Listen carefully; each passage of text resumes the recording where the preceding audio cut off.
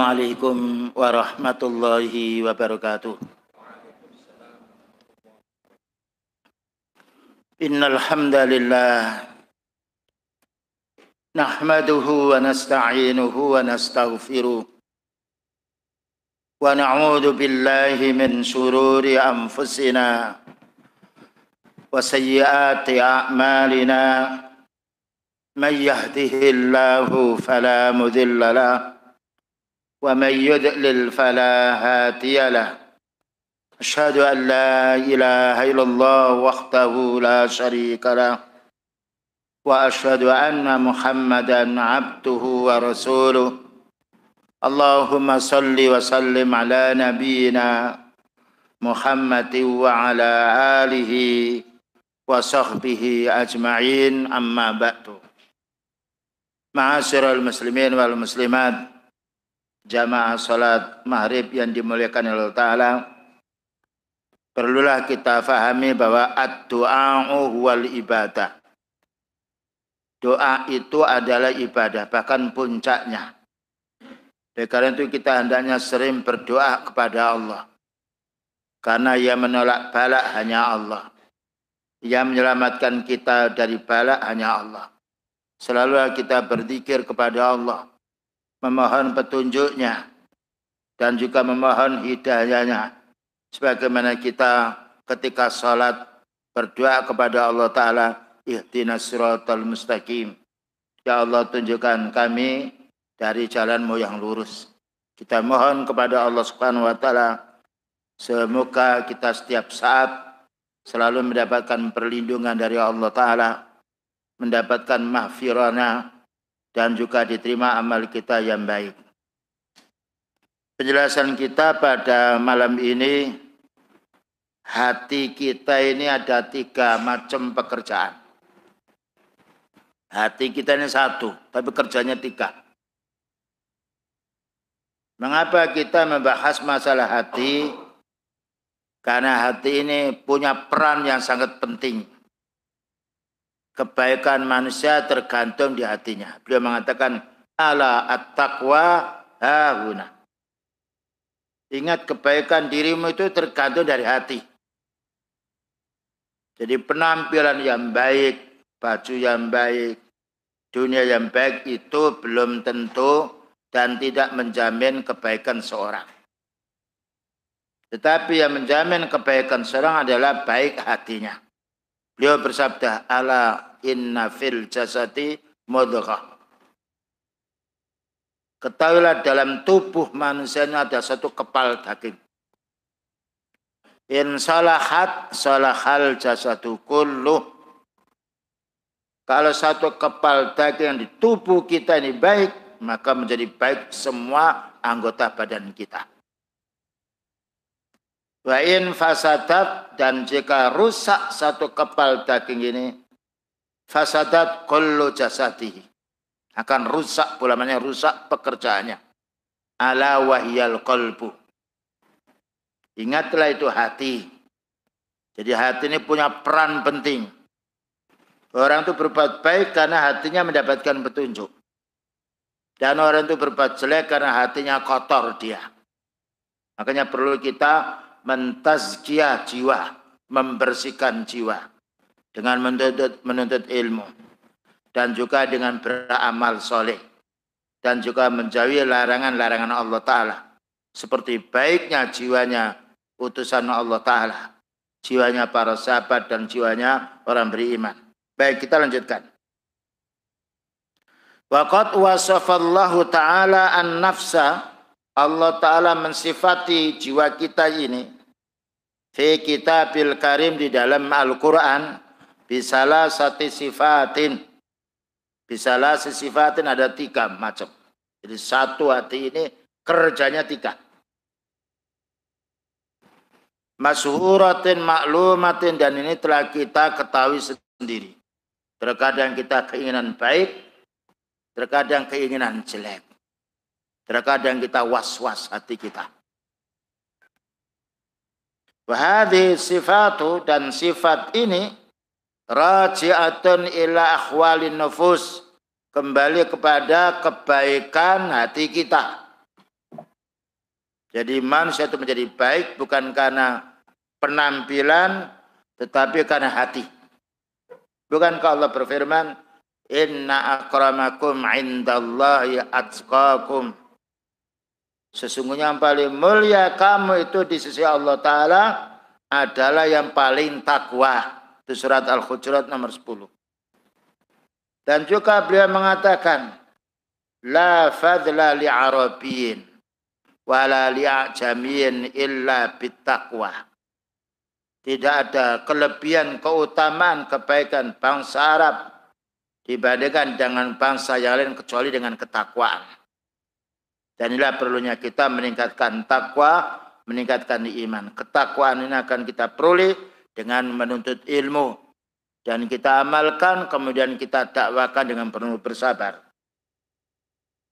Nah, jiwa ini ada 3. Jiwa yang paling baik yaitu an-nafsul mutmainnah. Jiwa yang tenang. Ya. Ada orang jiwanya tenang walaupun dia miskin. Walaupun banyak musibah, tenang saja dia. Nah, siapa yang memiliki jiwa yang mutmainnah ini? Wa hiya allati itma'annat bil iman. Jiwa yang tenang itu jiwa yang dia merasa tenang dengan keimanan dia pada Allah. Bergantung dia kepada Allah. Makanya para sahabat tenang saja walaupun banyak orang yang tidak senang. Nabi Musa alaihissalam dibuat tenang walaupun diperangi oleh Fir'aun. Justru Allah Ta'ala menghancurkan Fir'aun. Jadi ketenangan jiwa ini pertama harus kita meningkatkan keimanan. Bertambah banyaknya iman, bertambah tenang jiwa. Dan sayangnya iman ini tidak bisa dibeli. Tidak bisa kita curi, tidak bisa kita pinjam. Kita yang harus menambah keimanan. Allah Ta'ala berfirman, liyazdatu imanam ma'imanim. Tambah imanmu itu dengan iman yang ada. Bagaimana kita menambah iman dengan baca Al-Quran? Karena Al-Quran yang kita baca, apalagi difahami maknanya, ala bidzikrillahi tatmainnul qulub. Ingatlah dengan zikrullah menjadi tenang jiwa. Ya. Jadi ketenangan bukan dengan harta. Ketenangan itu dengan iman, merasa muraqabatullah, diawasi oleh Allah Ta'ala. Bagaimana orang mau mencuri kalau dia yakin Allah Ta'ala mengetahuinya, tidak jadi mencuri. Tenang saja.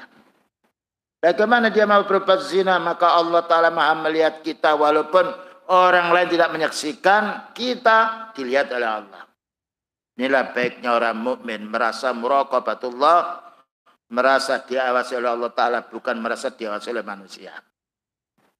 Yang nomor 2, hati kita menjadi tenang, zikrullah. Nah, selalu zikrullah. Zikrullah ini membaca Al-Quran, difahami maknanya. Juga membaca hadis beliau, diamalkannya pula. Ketika kita menjumpai yang dilarang kita jauhi.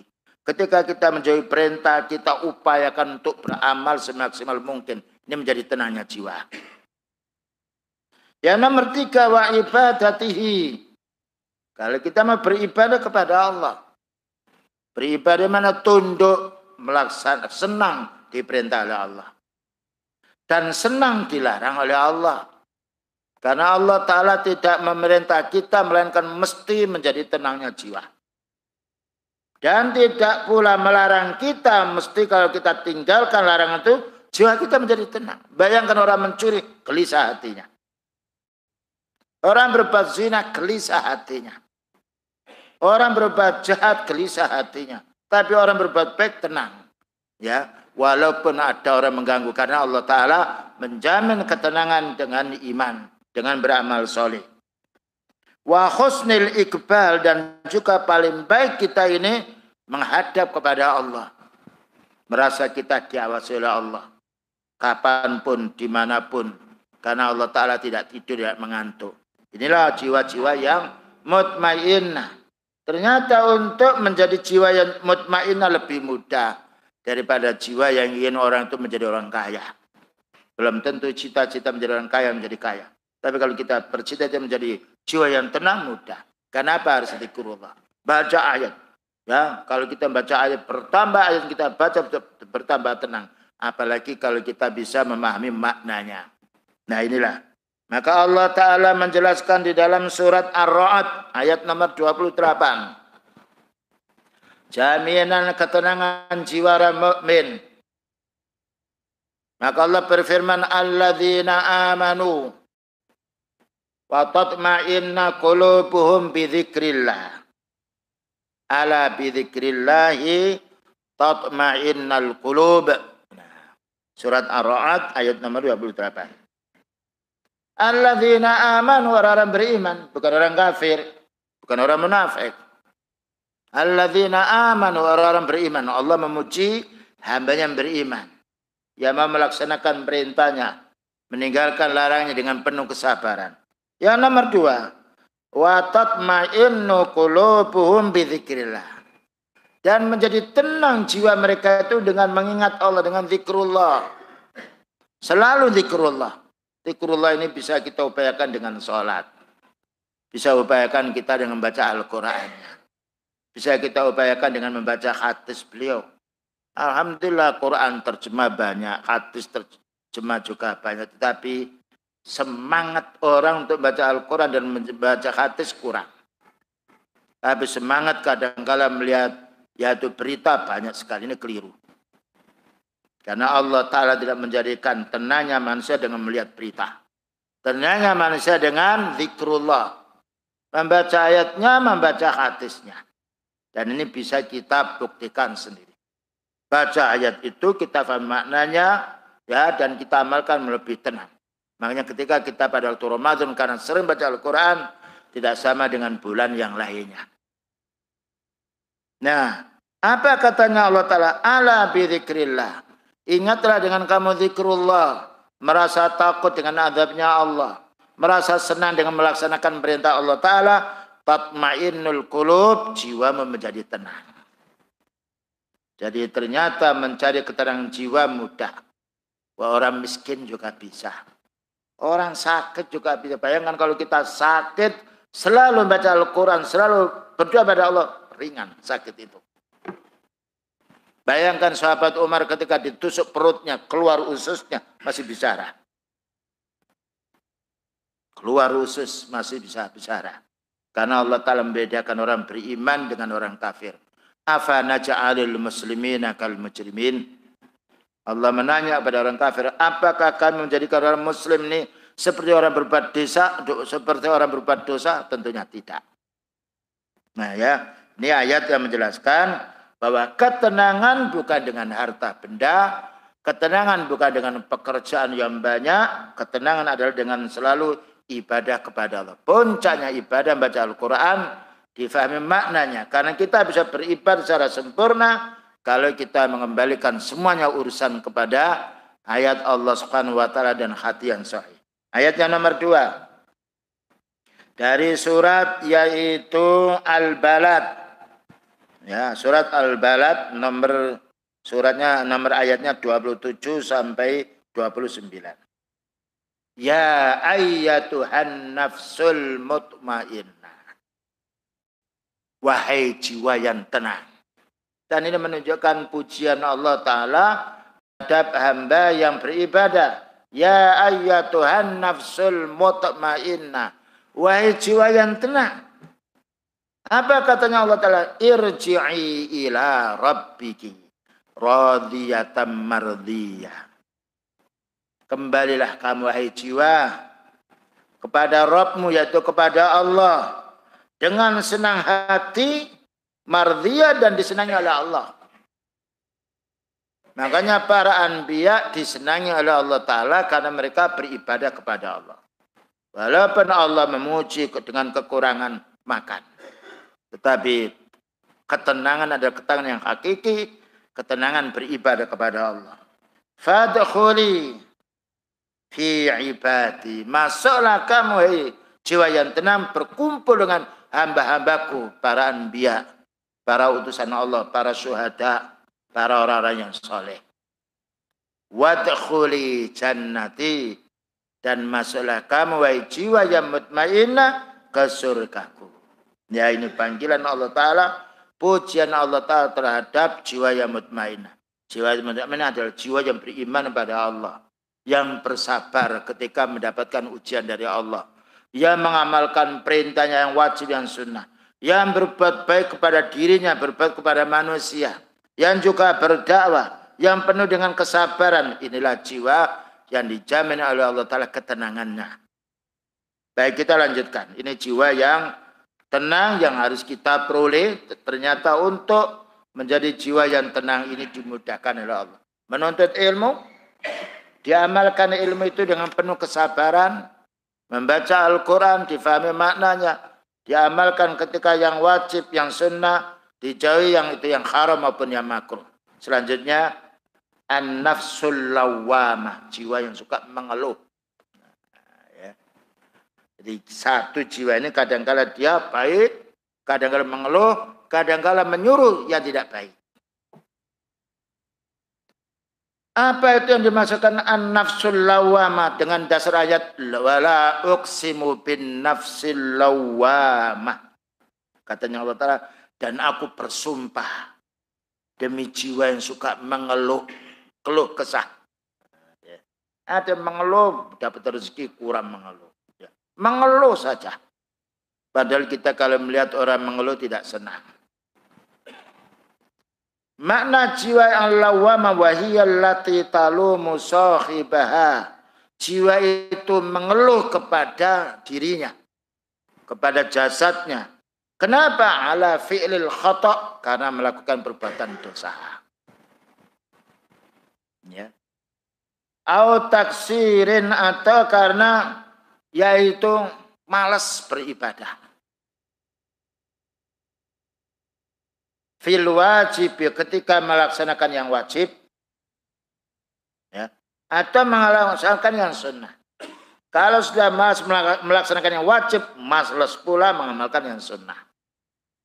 Ketika semangat mengamalkan yang wajib, semangat mengamalkan yang sunnah. Jadi semuanya fisik kita itu tergantung dengan jiwa kita. Jiwa kita terpengaruh pula dengan mata melihatnya. Terpengaruh pula dengan pikiran ketika berpikir. Dipengaruhi pula dengan suara yang kita dengar. Makanya ketika kita mendengarkan orang bicara baik, jiwa kita tenang.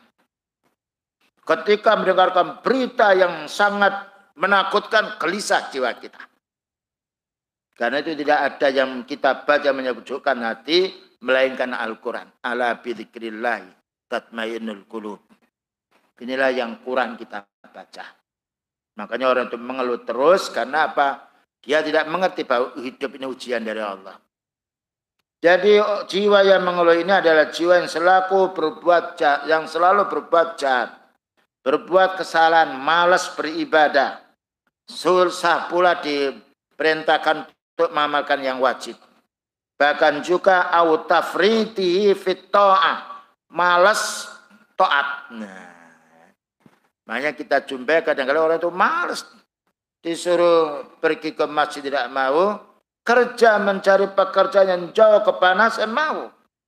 Padahal mulia mana orang pergi ke pasar dengan pergi ke masjid? Mulia ke masjid. Bukankah beliau mengatakan yaitu fa inna abghadal bilati ila Allah aswaquha. Hadis yang diriwayatkan Imam Muslim. Bumi yang paling dibenci oleh Allah Ta'ala itu pasar-pasarnya. Wa inna ahabbal bilati ila Allah masajiduha. Dan sungguhnya bumi yang paling dicintai oleh Allah Ta'ala masjid. Kita masuk masjid lebih tenang daripada kita masuk di pasar. Dan inilah perlunya kita sering pergi ke masjid. Walaupun kita boleh ke pasar. Tetapi paling baiknya pergi ke pasar, pergi belakangan, pulang duluan. Pergi ke masjid, datang duluan, pulang akhir. Karena masjid tempat kita beribadah. Tidak tempat kita bohong.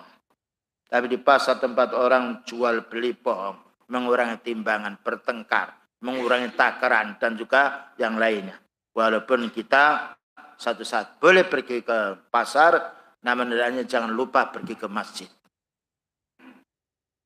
Kama qala ta'ala fi suratil qiyamah. Sebagaimana Allah Ta'ala berfirman dalam surat Al-Qiyamah.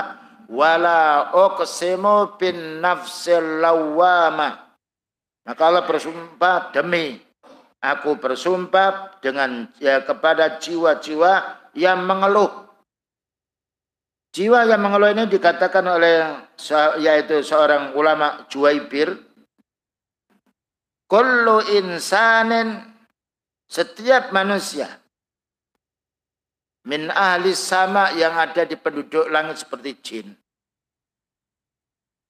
dan juga yang ada di bumi, mesti akan mengeluh besok pada hari kiamat. Yalumu nafsahu yaumal kiamah. Nah, orang yang beriman mengeluh karena kurang beribadahnya. Orang munafik sangat mengeluh karena dia tidak beribadah. Orang kafir lebih lagi mengeluh karena dia tidak beribadah sama sekali. Jadi mesti manusia itu meninggal dunia menyesal. Menyesal karena ibadahnya tidak banyak. Menyesalnya orang kafir karena tidak beribadah. Menyesalnya orang munafik karena dia menipu manusia. Ini makna yang pertama. Qala Mujahid, berkata Mujahid, seorang tabi'in, makna al-lawwama tandamu ala ma fata. Menyesal orang muslim itu, kenapa saya dulu tidak baca Al-Quran? Kenapa saya dulu tidak sholat malam? Kenapa saya dulu tidak sholat berjamaah? Kenapa saya tidak berinfak? Kenapa saya tidak birrul walidaini? Kenapa saya tidak berbuat baik kepada tetangga? Tetapi mengeluh pada hari kiamat tidak ada faedahnya. Karena hari itu adalah hari pembalasan. Ya, yauma la yanfa'u malu wala banun illa man atallah biqalbin salim. Hari kiamat manusia mengeluh, tidaklah bermanfaat harta yang dimiliki di dunia. Tidaklah bermanfaat anak-anak keturunannya, kecuali yang meninggal dunia dalam keadaan hati yang selamat, hati yang mutmainnah, hati yang beribadah kepada Allah. Ini perkataan dari Mujahid. Ya, manusia akan mengeluh ketika meninggal dunia. Kenapa saya dulu tidak berinfak bagi orang kaya? Kenapa saya dulu tidak beribadah padahal saya ini sehat? Semua mengeluh. Qala Ibnu Abbas, kalau dari Mujahid seorang tabi'in, qala Ibnu Abbas, berkata Ibnu Abbas adalah seorang sahabat yang mulia, yaitu anak paman beliau. Apa katanya? Makna al-lawwama talumu ay al-madhmuma, dia mengeluh karena dia tercela hidupnya di dunia. Mengapa tercela? Karena tidak beribadah kepada Allah. Yang lain dia beribadah, mereka tidak beribadah. Makanya besok orang mukmin itu akan melihat orang yaitu munafik, ya. Dan orang munafik akan minta cahayanya orang mukmin. Unduruna naktabis min nurikum. Hai orang mukmin, tunggu, aku akan minta cahayamu dari belakang. Nah, maka orang mukmin memberitahu, kamu cari cahaya di dunia. Sekarang ini hari pembalasan. Walaupun itu seorang anak yang bertauhid, walaupun bapaknya mengeluh, tidak akan ada saat itu anak belas kasihan sama orang tua. Sebagaimana orang tua yang ahli tauhid tidak akan belas kasihan kepada anaknya yang kufur. Karena saat itu adalah hari pembalasan. Yang mana manusia masing-masing berurusan dengan dirinya sendiri. Kullu mri'in minhum yauma idzin sya'nu yughni. Masing-masing manusia berurusan dengan dirinya sendiri. Inilah yang harus kita pahami. Ketika kita di dunia bisa minta bantuan orang tua, anak, tetangga dan keluarga, tapi nanti kalau yaumal qiyamah masing-masing berurusan dengan dirinya sendiri. Yang bisa menyelamatkan diri kita adalah amal kita yang soleh. Nah, kemudian juga dijelaskan oleh yaitu Abu Qatadah, jiwa yang suka lawama mengeluh itu talzamul fajira, yang suka maksiat, yang suka melakukan dosa, mesti mengeluh. Terkadang pula di dunia mengeluh dia. Ketika dihukum, iya, ini karena kesalahan saya sendiri. Saya melakukan perbuatan dosa. Bayangkan berapalah nikmat orang berbuat zina dibandingkan dengan hukumannya ketika belum menikah dicambuk 100 kali dan diusir selama 1 tahun. Kalau tidak dilaksanakan di dunia akan dilaksanakan di akhirat, dan alangkah yaitu jeripayanya. Kalau sudah menikah maka dirajam. Itu semuanya Allah Ta'ala menjelaskan demikian untuk keamanan masyarakat dan untuk keamanan dirinya. Makanya kita ini dianjurkan agar segera menikah. Dengan menikah itu menjadi tenang jiwa kita. Dan itu terbukti. Bayangkan anak yang sudah balik belum menikah bingung terus. Tapi kalau sudah menikah dia merasa terpenuhi syahwatnya, menjadi yang tenang dia. Karena itu perlunya kita segera mencarikan jodoh anak-anak kita. Dan tidak mengapa orang tua membantu anak. Itu pahala untuk orang tua dan juga pahala untuk anak. Daripada bingung anak kita, menjadi beban mereka dan menjadi beban orang tua. Karena itu dianjurkan segera kita untuk menikahkan putra-putri kita. Sebagai tanda bukti sayang kita terhadap anak. Nah, selanjutnya. Kemudian jiwa yang nomor 3. An-nafsul ammaratu bisu. Jiwa ini kadang-kadang menyuruh yang jelek saja.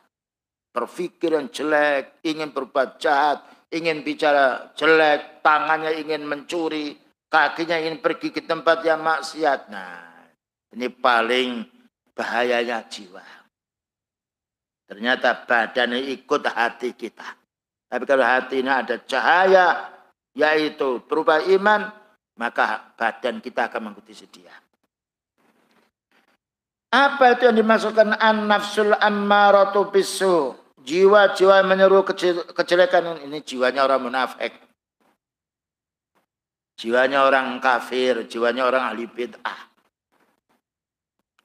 Wa hiya allati takhussu sahibaha. Kita tahu jiwa ini buruk kalau jiwa itu mengajak kepada badan kita, tangan kita, atau mulut kita, atau mata kita ala fi'lil muharramat, menjalankan perbuatan jahat. Apalagi kalau dibantu syaitan. Yuwaswisu fi sudurin nas. Ya. Ini bahasa Jawanya tumbuh dapat tutup.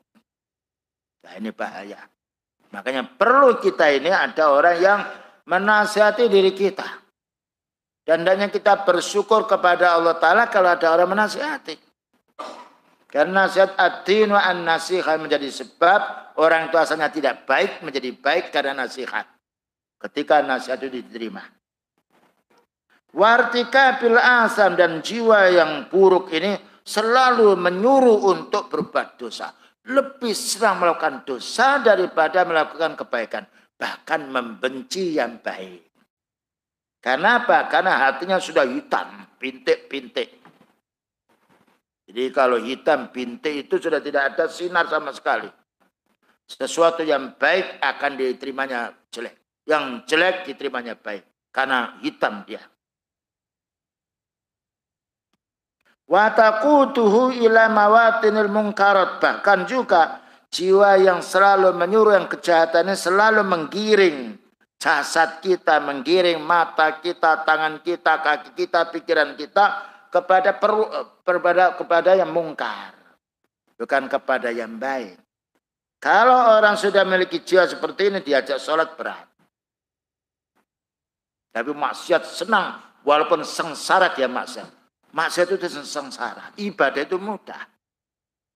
Bayangkan orang jual beli lebih mudah, lebih senang daripada mencuri. Daripada dia merampok. Tapi karena yang menang ini, ammaratun bisu, walaupun resiko apapun mereka kerjakan. Naudzubillah min dzalik. Dan susah pula untuk kita mau menasihati mereka. Karena hati mereka itu muswaddah. Wa mawadhi'ir radhilah, dan orang-orang yang jiwanya buruk ini, dia mencari tempat-tempat yang mesum, tempat yang kotor. Tempat-tempat yang sifatnya jahat. Tidak mau bergaul dengan orang yang baik. Tapi kalau jiwa yang mutmainnah senang berkumpul dengan orang yang baik. Karena jiwa mutmainnah ketika berjumpa dengan orang yang baik akan menambah ketenangan jiwa dia. Karena orang mukmin yang berilmu suka dia menasihati saudaranya. Tetapi kalau jiwa ini sudah ammarah bisu, menjauh dari orang punya ilmu. Kalau sudah menjauh dari orang punya ilmu, bagaimana dia akan mendapatkan petunjuk? Padahal petunjuk itu datang dengan sebab ilmu. Karena itu jarang orang-orang maksiat yang ahli bid'ah dia dekat dengan orang ahli sunnah. Demikian juga pelaku-pelaku kejahatan menjauh daripada ahli sunnah. Bahkan juga merasa takut. Ini kalau sudah hati itu sudah hitam pekat. Naudzubillah min dzalik. Wa tadfa'uhu ila fi'il qabah. Bahkan bukan hanya dia ini mencari tempat-tempat yang hina saja. Bahkan mendorong jiwanya ini untuk melakukan perkara-perkara yang hina. Perkara-perkara yang tidak pantas dilihat oleh orang secara umum. Tapi karena hatinya tertutup, dilakukan hal itu karena ketutupan hatinya. Oleh karena itu Allah Ta'ala berfirman dalam surat Yusuf ayat nomor 53. Wa ma ubarri'u nafsi. Innan nafsa la ammaratum bisu. Illa ma rahima rabbi. Katanya Nabi Yusuf, wala wa ma ubarri'u nafsi. Saya tidak akan membiarkan jiwaku ini. Tapi saya akan mengawasi jiwa saya. Ini kalau orang punya ilmu. Bisikan apapun yang mengajak kita, kalau kita punya ilmu, maka Allah akan membantu kita untuk menolak kejahatan.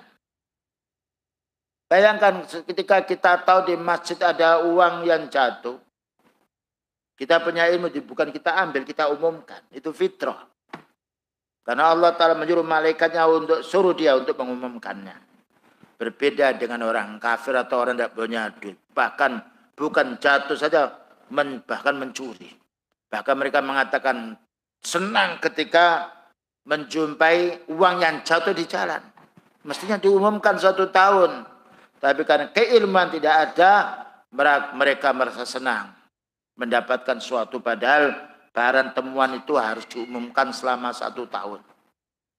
Kalau itu benda-benda padat. Kalau itu benda yang sifatnya cepat rusak, boleh dimakan. Tapi hendaknya diberitahu tetangganya, nanti siapapun yang merasa kehilangan, ini saya makan, nanti akan saya ganti. Itu jiwa yang mutmainnah. Karena dia merasa makan yang itu bukan miliknya. Indahnya jiwa yang mutmainnah. Nah, Allah mengatakan, berfirman, wa ma ubarri'u nafsi. Kata Nabi Yusuf, saya tidak akan membiarkan jiwaku ini. Kenapa? Innan nafsa la ammaratum bisu. Karena jiwa ini sering menyuruh yang jahat. Bayangkan kita membayangkan, kadang-kadang kalau kita tidak kuat imannya, membayangkan yang bukan-bukan. Itu orang punya ilmu masih bisa mengontrol. Bagaimana kalau mereka tidak punya ilmu? Syaitan yang membisiki. Yuwaswisu fi sudurin nas minal jinnati wan nas illa ma rahima rabbi, kecuali apabila Allah merahmati saya, menunjukkan kita harus mohon kepada Allah Ta'ala untuk dibersihkan jiwa kita. Makanya kita hanya berdoa, ya muqallibal qulub sabbit qalbi ala dinik. Wahai yang memiliki hati, yang membolak-balikkan hati, ya Allah, teguhkan hatiku ini untuk mengikuti agamamu. Perlunya kita berdoa karena hati ini ada di genggaman Allah, miliknya Allah. Nah, tetapi Allah menjelaskan fa'alhamaha fujuraha wa taqwaha. Ya, kita ini mendapatkan hati, tapi Allah Ta'ala memasukkan di hati kita ini ada curang, ada yang takwa. Ada keinginan baik, ada keinginan jelek. Dan itu kita rasakan sendiri. Tapi kalau orang itu kuat imannya, selalu di masjid, menuntut ilmu, beramal soleh, maka keinginan yang jelek itu akan ditepis dengan keinginan yang baik. Karena dia merasa muraqabatullah, diawasi oleh Allah Ta'ala. Tapi kalau keinginan yang baik ini tidak ada, maka akan dikuasai oleh ammaratun bisu, selalu berbuat jahat. Dan itu membingungkan dirinya, merusak dirinya. Bahkan juga merusak masyarakat. Oleh karena itu kita hendaknya mohon kepada Allah Ta'ala, ya muqallibal qulub sabbit qalbi ala dinik. Wahai yang membolak-balikkan hati, ya Allah teguhkan hatiku ini untuk berpegang kepada kamu. Ya musarrifal qulub, sarrif qalbi ala ta'atik. Wahai yang membolak-balikkan hati, ya Allah, palingkan hatiku ini untuk taat kepadamu. Karena yang memiliki hati itu Allah. Ini perlunya kita berdoa. Namun tidak cukup kita berdoa, tetapi kita harus ada usaha. Bukankah Allah Ta'ala menanggung rezeki kita? Tapi kita ternyata kita kerja. Kita membuka toko, kita membengkel yang lainnya. Karena rezeki akan datang dengan sebab usaha. Demikian juga petunjuk akan datang kalau kita mencari ilmu dan mau mengamalkannya. Baik, kita lanjutkan. Fahadhil awsafu salasatu linnafsi. Maka sifat 3 yang ada pada setiap jiwa manusia ini, ia fil haqiqah, pada hakikatnya akhwalun muta'alliqatun bin nafsi. Ini berhubungan dengan jiwa kita. Terkadang kita jiwa kita mutmainnah. Terkadang ammaratum bisu. Terkadang lawamah mengeluh. Tinggal di mana kita ini. Jiwa kita akan muncul mutmainnah kalau kita bersamaan dengan ibadah. Kalau kita bersamaan dengan orang yang soleh. Karena kita malu. Makanya kita dilarang bergaul dengan orang yang jahat. Ya, kita hendaknya bergaul dengan orang yang baik. Karena kalau kita bergaul dengan orang baik, kita salah ditegur, dibetulkan oleh mereka. Tapi kalau kita ini bergaul dengan orang jahat, maka kita akan terpengaruh dengan kejahatan. Karena hawa nafsu senang dengan kejahatan. Makanya kita hendaknya melihat dengan siapa dia itu berkawan. Al-mar'u ala man ahabba, kata beliau. Orang itu lihat kawan akrabnya. Kalau kawan akrabnya orang al-ibadah, insya Allah dia akan menjadi baik. Termasuk kita memilih pegawai. Termasuk kita memilih yaitu calon istri kita atau calon menantu yang lain. Perlu dilihat. Ya, agar kita tidak menyesal di kemudian hari.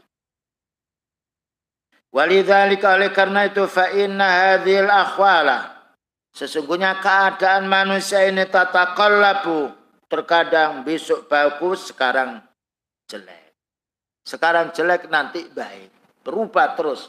Berubah dengan keadaan kita. Tatkala kita sering baca Al-Quran, ngaji, baik.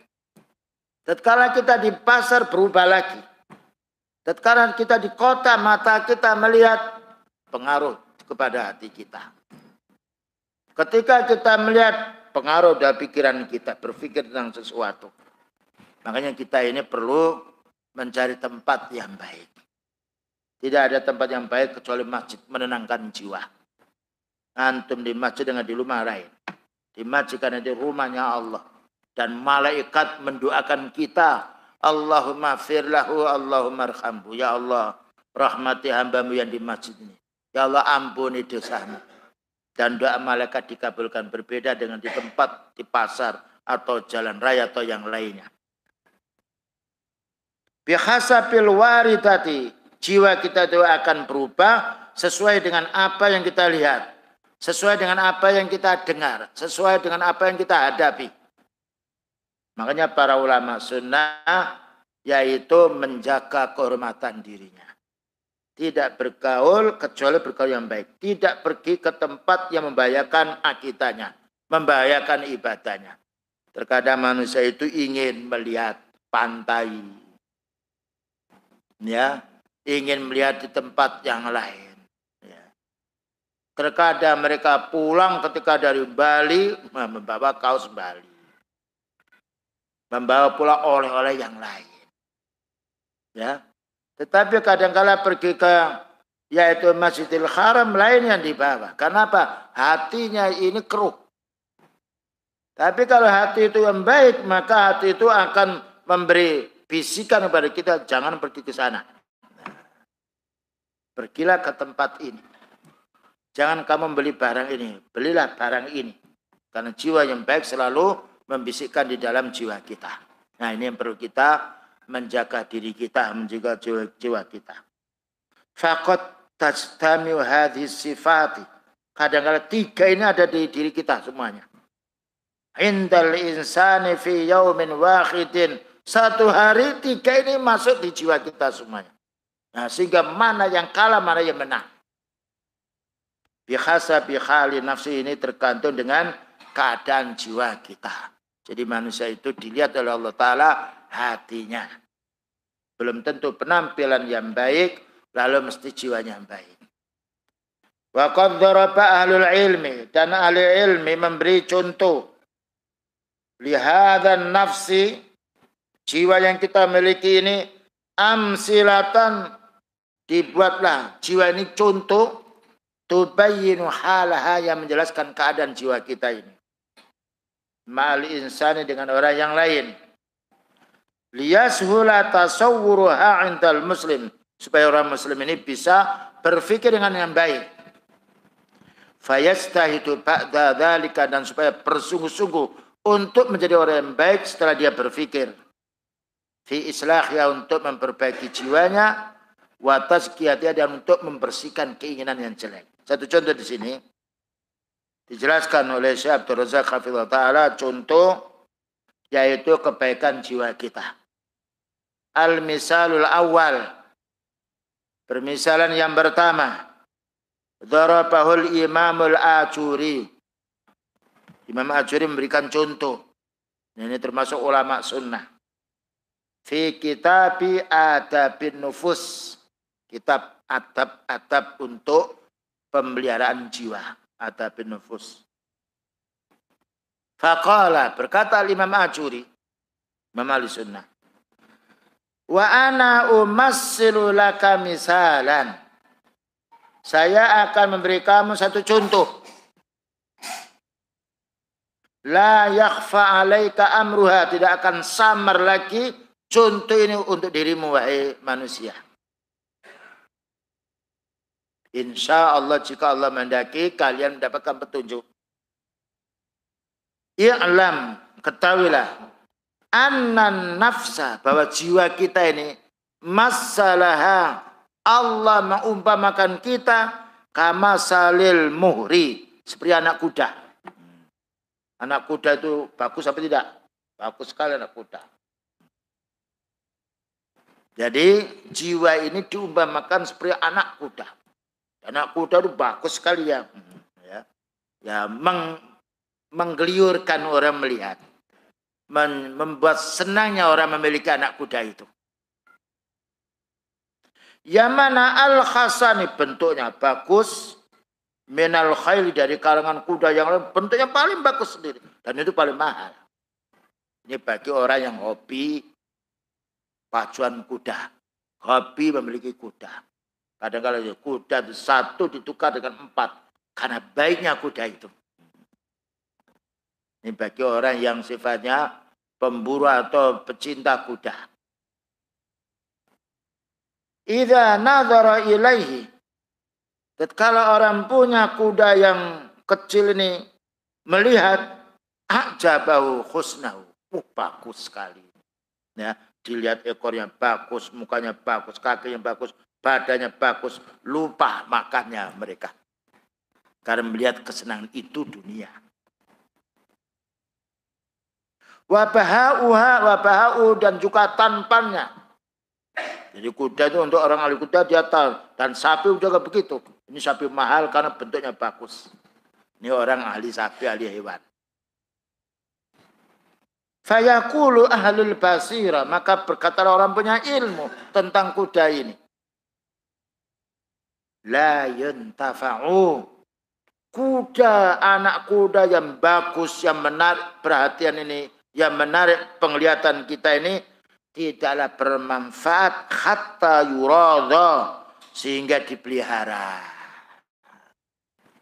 Perlunya pemeliharaan kuda yang kecil. Dilatih.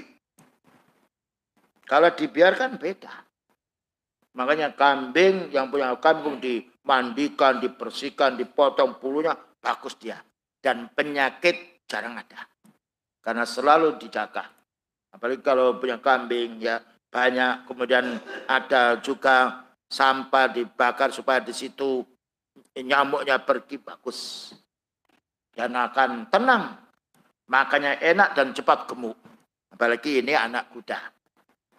Jadi anak kuda yang lari bagus itu kalau dibiarkan, tidak dipelihara dan juga tidak dimandikan, tidak dikasih makan yang menyenangkan dia, tidaklah bermanfaat. Hatta yurada riyadatan, sehingga perlu dilatih. Nah, dilatih kuda ini. Dilatih loncat, dilatih untuk lari. Ya, dilatih dengan temannya bagaimana larinya. Nah, semangat dia. Jiwa pun juga demikian kaum muslimin. Kalau jiwa kita ini tidak kita latih untuk beribadah, tidak kita latih untuk membaca Al-Quran, memahami maknanya, tidak kita latih untuk memahami hadis, untuk mengamalkannya, tidak kita latih untuk berbuat baik, yang muncul berbuat jahat. Jadi perlu dididik. Ya, jika hewan itu dididik menjadi baik, apalagi manusia dididik lebih baik daripada hewan. Karena manusia punya akal dan punya rasa malu. Sedangkan hewan hanya punya fitrah, insting pembawaan. Wa yu'addiba adaban khasana.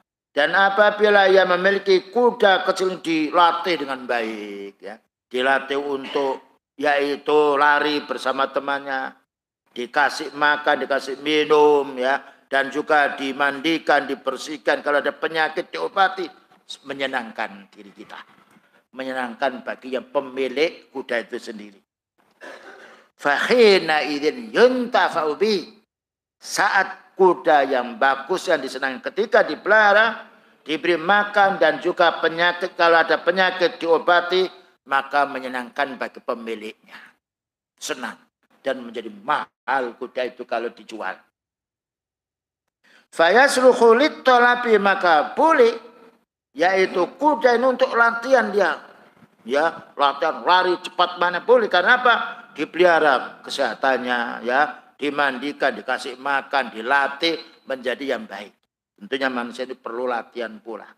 Orang itu bisa mendapatkan ilmu karena belajar. Orang itu mendapatkan rezeki karena latihan untuk dia berdagang. Wal harabi, dan juga dilatih pula untuk yaitu lari. Nah, ini adzan dulu apa? Belum. Dilatih untuk lari. Ya. Jadi bukan manusia saja, jadi dilatih untuk lari dia. Wa yahmatu, dan juga merasa senang. Raqibu awaqiba ta'tibihi, ketika dikendarai kuda ini, ketika dilatih, dibersihkan, dikasih tempat, senang dia. Bahkan juga bukan yang senang aja, yaitu pemilik kudanya bukan juga senang karena merasa dimuliakan, dihargai, dan juga dimuliakan oleh pemiliknya. Ya, ini binatang. Bagaimana kalau hati ini ya dipelihara semisal melebihi daripada memelihara kuda. Wariyadhatihi, dan juga dilatih pula. Maka hati ini perlu latihan untuk membaca Al-Quran. Perlu latihan untuk beribadah. Perlu latihan untuk berdakwah. Perlu latihan untuk beramal soleh. Karena baiknya seorang disebabkan karena belajar. Karena al-ilmu bit-ta'allum. Ilmu itu harus dipelajari. Fa'illam yu'addab. Nah, maka apabila kita memiliki yaitu kuda yang bagus, tidak dilatih, lam yu'addab.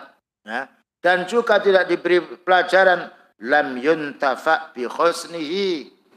Tidak ada faedahnya keindahan kuda itu. Bahkan juga menjadi rusaknya. Bahkan kalau dijual pula menjadi sebab murahnya atau orang tidak senang. Wala bibahai, dan juga tidak ada faedahnya pula dengan indahnya, dengan penampilannya. Karena apa? Karena tidak dipelihara, karena tidak dilatih. Demikian juga jiwa manusia. Kalau dilatih dia beribadah kepada Allah Ta'ala, menjadi tenang. Yang tenang bukan hanya jiwanya saja, tetapi tenang pula semua fisiknya. Silakan adzan dulu.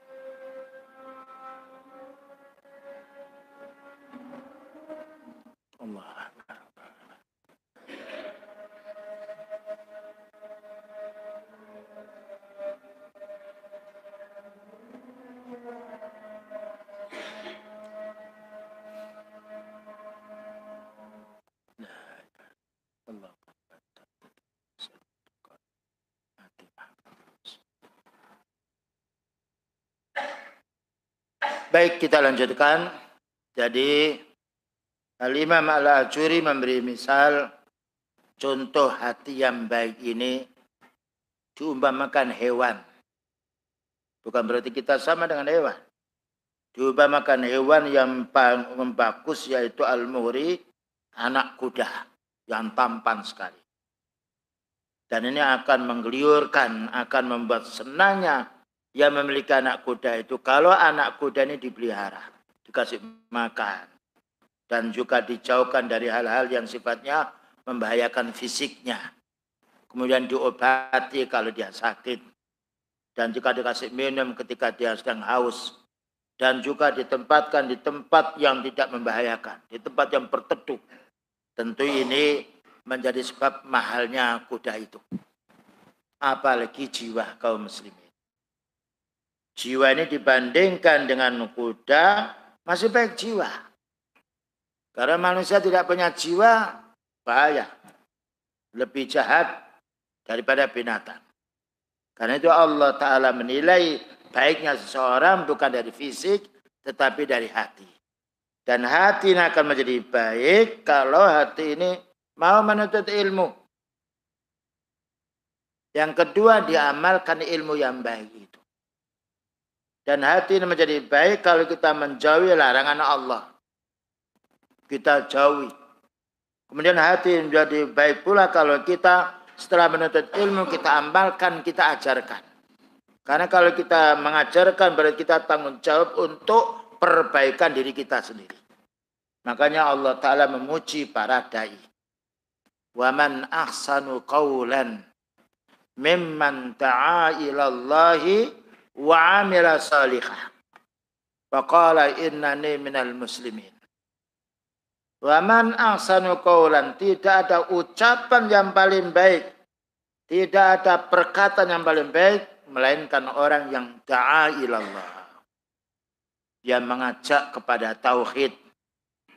Mengajak kepada sunnah. Bukan hanya mengajak. Tetapi wa'amila salihah. Setelah mengajak, dia beri contoh amal yang soleh. Ya, apa yang diserukan kepada orang lain, dia memberi contoh terlebih dahulu. Sebagaimana dakwanya Rasulullah sallallahu alaihi wasallam, laqad kana lakum fi rasulillahi uswatun hasanah. Sungguh telah ada untuk kamu hai para sahabat, wahai umat, contoh yang paling baik adalah Rasulullah sallallahu alaihi wasallam. Kemudian dijelaskan sini, fa in qabila sahibuhu. Ketika yang punya anak kuda ini menerima dia, dipelihara, menerima qaula ahli nasiha, mau menerima orang punya ilmu. Kudamu itu akan baik kalau kamu pelihara seperti ini. Makanya yang menasihati orang punya kuda berarti dia orang ahli yang punya kuda. Ya. Menasihati orang yang awam, dia harus orang punya ilmu. Wal basira, dan orang yang menasihati orang punya ilmu. Bihi alima anna hadza qaulun sahihun, dan dia tahu bahwasanya fatwa, pendapat orang ini, saran ini baik. Fatafa'u ila ra'idin faradahu. Kemudian diserahkan kepada pelatih ini, maka dia akan melatih kudanya dan menjadi baik. Kemudian yang nomor 2. Summa la yasluhu ayyakuna ar-ra'idu illa aliman birriyadati. Ini persyaratan nomor 2. Persyaratan yang pertama tadi hendaknya dia mau memelihara dengan yang baik. Persyaratan yang nomor 2. Summa la yasluhu. Kemudian tidak akan mungkin anak kudanya akan baik. Ayyakuna ar-ra'idu illa aliman birriyadati, kecuali yang punya ini mengerti untuk memelihara kuda tersebut. Kalau dia hanya tahu, diberitahu oleh orang, diamalkan, kemudian dia lupa, tidak dilanjutkan, menjadi jelek. Ini menunjukkan kebaikan hati ini ketika kita mau menerima nasihat seseorang, kemudian kita amalkan, kita buktikan dengan amal, menjadi baik. Tapi kalau kita dinasihati oleh orang, hati kita iya, besoknya kita tinggalkan, maka tetap menjadi buruk. Ternyata pemeliharaan hati ini kaum muslimin Kalau muslimah lebih harus kita perhatikan daripada pemeliharaan badan. Karena rusaknya hati jarang orang tahu. Tapi kalau badan kita jatuh, luka, segera pergi ke rumah sakit. Beli obat. Tapi kalau rusaknya hati jarang orang tahu. Karena hati ini lain dengan fisik. Ya, fisik luka segera tahu. Tapi kalau hati ini malas, banyak orang tidak tahu. Makanya pemeliharaan hati ini lebih didahulukan daripada pemeliharaan fisik. Padahal manusia itu banyak mendahulukan kebaikan dohir daripada kebaikan batinnya. Tidak menjamin baik dohirnya. Tidak menjamin baik buah itu luarnya lalu dalamnya mesti baik, belum tentu. Ya, ini yang perlu kita pahami. Pemeliharaan hati harus kita lebih utamakan. Illa aliman birriyadati, kecuali orang itu mengerti untuk mendidik, melatih jiwanya sendiri. Wasabrun, dan bersabar. Ala ma ma'ahu min ilmi riyadah, bersabar pula dia ketika memiliki pemeliharaan yaitu anak kuda, bersabar. Kalau tidak bersabar menjadi rusak. Perlunya kesabaran. Makanya Allah Ta'ala berfirman, isbiru wasabiru. Bersabarlah dan perintahkan untuk orang bersabar. Dan Allah berfirman, innallaha ma'as sabirin. Allah Ta'ala menyenangi orang bersabar. Bahkan utusan 5 yang disebut oleh Allah Ta'ala ulul azmi, karena kuatnya bersabarnya. Karena kalau bersabar dikatakan oleh sahabat Ali, karroksi alal jasad. Keindahan badan kita di muka. Kalau mata ini bagus, mulut bagus, hidung bagus, yang lainnya, maka orang lebih mendahulukan wajah kita daripada fisik kita. Dan itu fitrah. Setiap orang mau menikah, nazar dulu melihat, yaitu wajah. Ketika ada kesenangan, nah, ketika tidak, menolaknya. Nah, ini untuk manusia. Bagaimana dengan yang lainnya? Fa in kana ma'ahu birriyadati, dan apabila dia memiliki anak kuda dan dilatih terus, wa nasakhahu, dan sering pula menasihati, dia meminta nasihat pada seseorang bagaimana kudakunya akan menjadi baik, intafa'a bi sahibuhu, bermanfaat kuda ini untuk dirinya. Ketika mau disuruh pergi ke pasar, mau. Disuruh pergi ke ke tempat yang lain membawa beban, mau dia. Karena kebaikan pemilik ini menjadi baiknya yang dimiliki. Tetapi kalau orang memiliki apapun, dia asalnya bagus, memiliki mobil yang baik baru. Namun dia tidak mengerti pemeliharaannya. Dibiarkan saja di luar, tidak ditempatkan di tempat yang teduh. Tidak dibersihkan, ketika kena hujan akan rusak.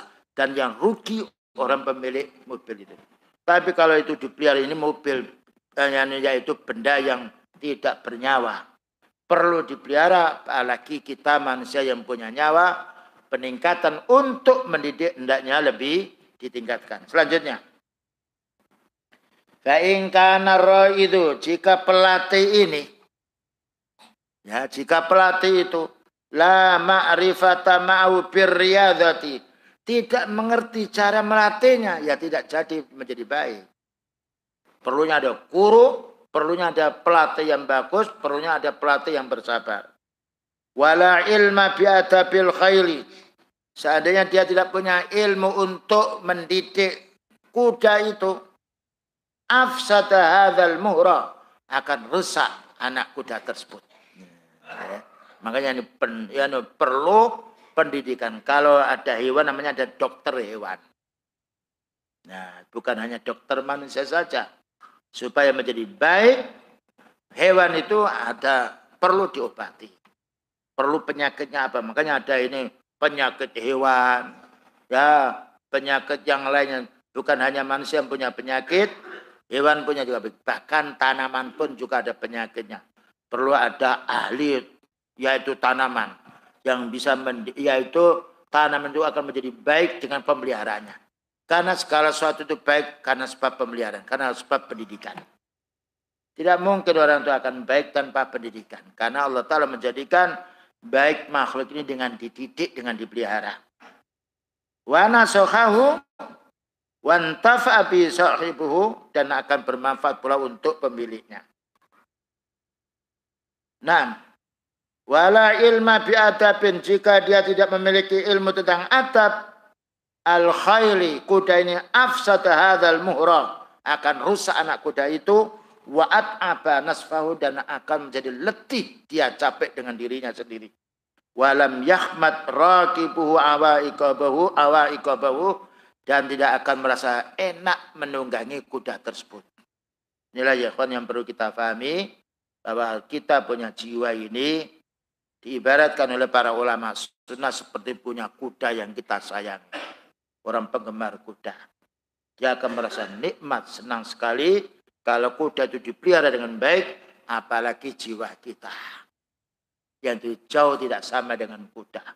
Tapi kalau jiwa kita selalu kita yaitu kontrol, ya, ketika berbuat kejahatan kita beralih kepada kebaikan. Ketika ada niat yang jelek, kita ganti dengan niat yang baik. Ketika hati kita rusak, kita minta nasihat pada seorang, maka ini menjadi sejuknya hati. Dan baiknya hati, baiknya jiwa kita, diri kita, dan menjadi tenangnya jiwa. Baik, itulah yang dapat sampaikan. Barangkali ada pertanyaan, silakan.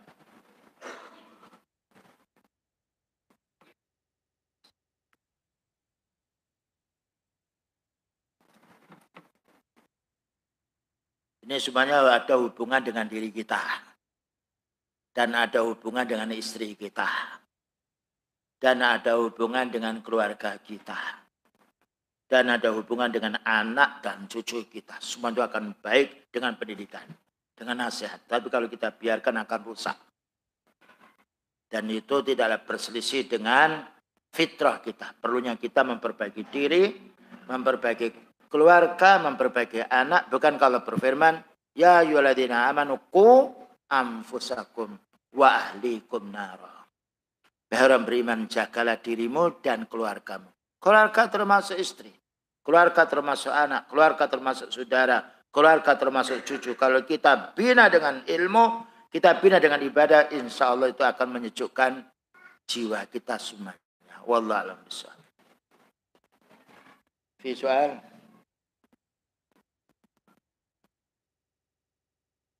Ya.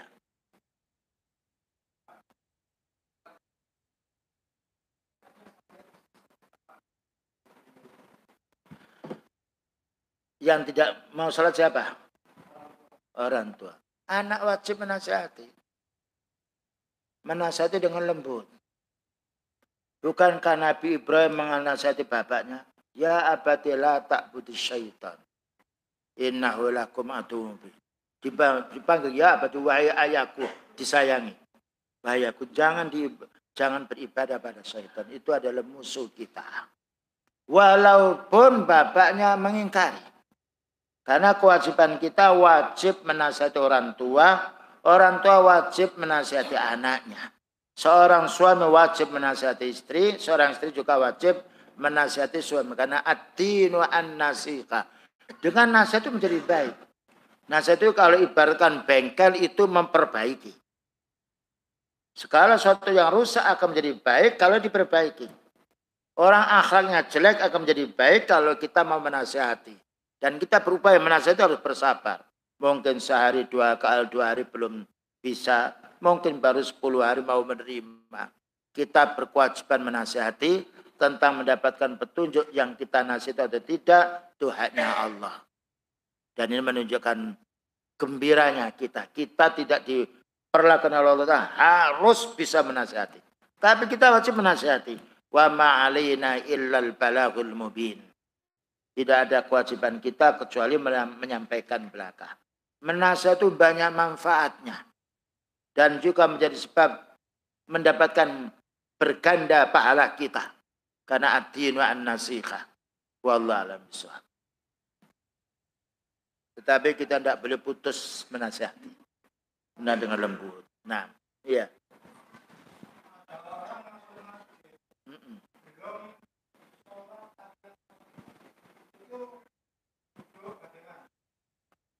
Jadi kita nasihati. Jadi sebelum masjid kita, karena mungkin dia duduk tidak tahu. Karena dia tahu pergi Pak, sholat 2 rakaat. Nah, ya.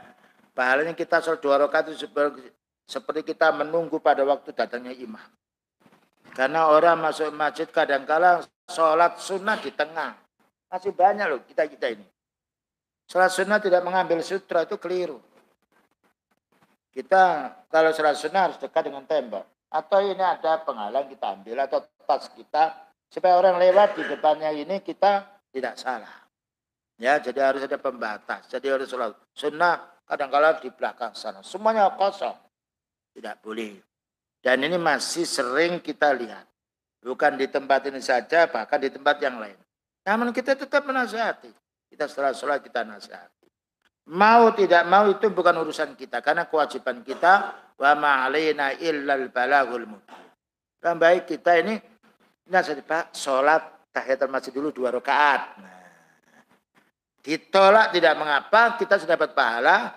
Diamalkan, kita mendapatkan pahala berganda. Ya. Mereka marah itu sifat manusia memang begitu. Tapi lama-lama nanti kalau dinasihati insya Allah. Cuma kadang-kala kita ini oleh syaitan dia korin kita ini nanti kalau dinasihati marah. Nah, tidak, kita nasihati saja. Ada sholat kukar-kukur tidak. Berhenti dia. Karena orang sholat itu digoda oleh syaitan suruh udkur kata. Kadang-kala pada waktu belum takbir tidak gatel. Takbir gatel kita suruh ngukur. Diamkan saja dia. Nah, ini perlunya kita ad-din wa an-nasihah. Terutama kepada keluarga kita yang terdekat. Istri kita, suami kita, anak itu paling mudah. Karena pergaulannya bebas dengan kita. Paling banyak berjumpa dengan kita. Sholat tidak benar. Duduknya yang lain kita nasihati. Dan itu banyak faedah. Kalau kita sering menasihati seperti mobil rusak, sering kita lihat banyak, sering kita lihat perkara, maka menjadi baik dia. Karena baiknya orang dengan nasihat. Ad-din wa an-nasihah. Wallah. Yang lain. Ya.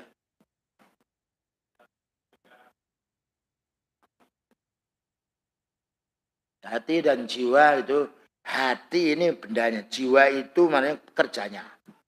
Hati kita itu satu, tapi kerjanya 3. Ada yang mutmainah tenang dengan ibadah. Ada yang mengeluh saja lawama. Ada yang menyuruh yang kejelekan. Jadi hati ini satu, tapi kerjanya 3. Ya. Ammar itu, karena kalau memang orang itu tidak punya ilmu, kerjanya yang jelek. Makanya hati menjadi baik ini ketika kita mau menuntut ilmu dan mau diamalkan ilmu itu. Orang Yahudi dia menuntut ilmu tapi tidak diamalkan ilmu, menjadi jelek dia. Jadi hati ini satu, bendanya tapi kerjanya 3. Ada kalanya mengajak kita pada yang baik, ya, karena hati ini terpenuhi dengan ilmu, diisi dengan ilmu. Kalau sudah kosong dengan ilmu, ya, makanya hati kita pada waktu bulan Ramadan lain dengan di luar bulan Ramadan. Ya, bangun malam, sholat, membaca Al-Quran banyak, senang di masjid, beramal ini, beramal itu. Jadi baiknya hati ini dengan banyak amal soleh, dengan berilmu dan diamalkannya. Itu menjadi baik. Dan nikmatnya kebaikan hati ini mengalahkan nikmat dunia. Karena Allah mengatakan, ala bidzikrillahi tatmainnul qulub. Ingatlah dengan zikrullah menjadi tenangnya jiwa. Mengalahkan dunia seisinya. Karena kita meninggal dunia yang menyertai kita, hati kita yang mutmainnah. Dunia kita tinggalkan. Wallah. Yang lain.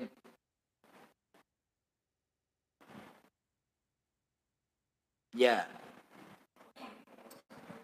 Waalaikumsalam warahmatullahi wabarakatuh.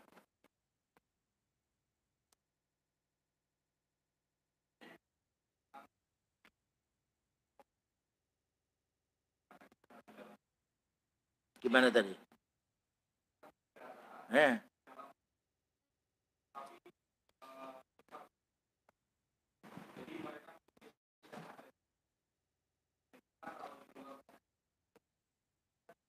Kafir, betul.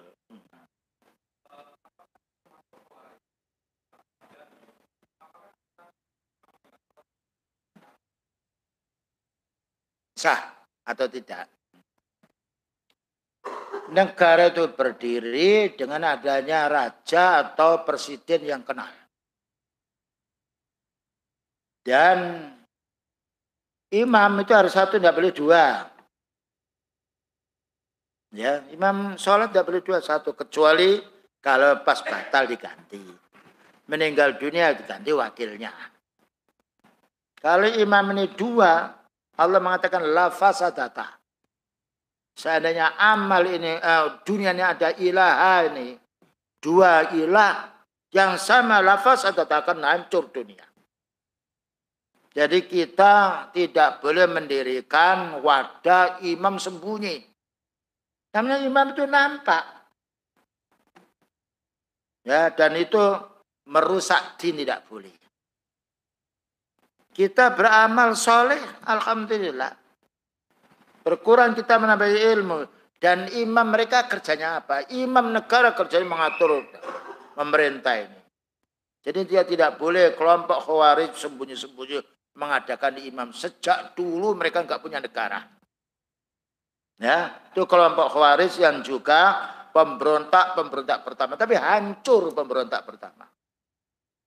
Ketika pada zaman Khalifah Ali yang lainnya hancur mereka. Karena Allah Ta'ala tidak menghendaki seperti itu. Bahkan sekarang adanya beberapa hal, Allah Ta'ala memberi kekuatan walul amri lebih kuat daripada yang lain. Semua bisa diatasi oleh mereka. Karena Allah Ta'ala memberikan kekuatan kepada walul amri. Jadi kita tidak boleh mengadakan imam tersembunyi. Hanya imam untuk mengatur negara. Kenapa kita berjalan dengan, di Indonesia kan kiri, mestinya mereka kan berjalan kanan. Jadi mereka mengatur apa? Dia mengatur apa dia. Ya, adapun kita ketika ada perintah dari wali amri, presiden yang lainnya, cocok kita amalkan. Kalau tidak kita bersabar. Ya, kita menasihati tidak dengan di media sosial, tapi kita menasihati secara tertulis. Sebagaimana beliau menasihati Raja Kaisar Romawi. Raja, yaitu yang lainnya 3 dinasihati dengan surat. Itu cara kita. Bukan kita yaitu unjuk rasa, tidak ada.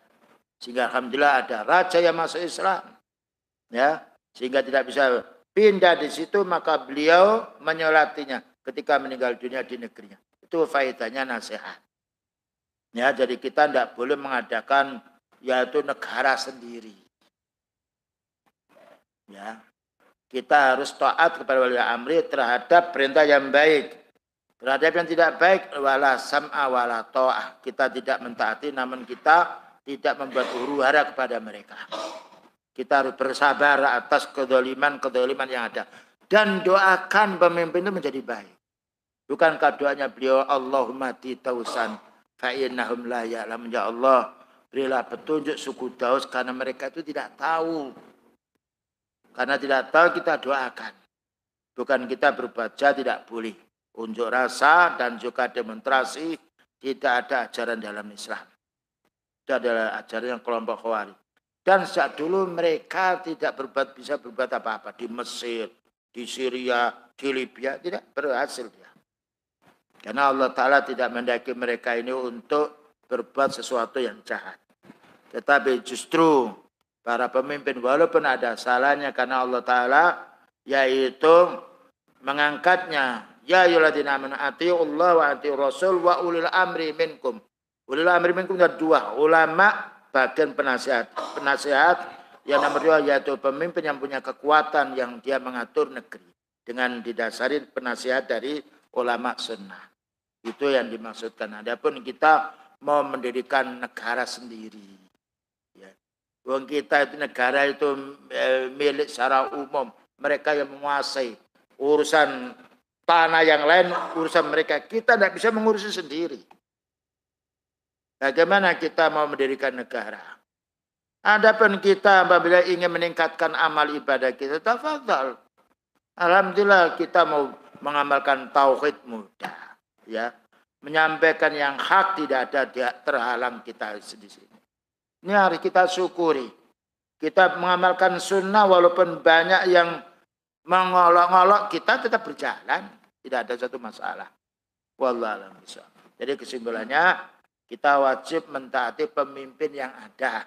Ketika baik kita laksanakan, ketika tidak baik kita berhenti, ya, yaitu dan tidak mengolok-olok. Tetapi kita kalau mampu lewat para ulama sunnah menasihati atau lewat yaitu bagian lembaga-lembaga yang bisa sampai kepada mereka. Tentang diterima atau tidak itu bukan hak kita, karena hak kita adalah hanya menyampaikan nasihat. Wallahu a'lam bishawab.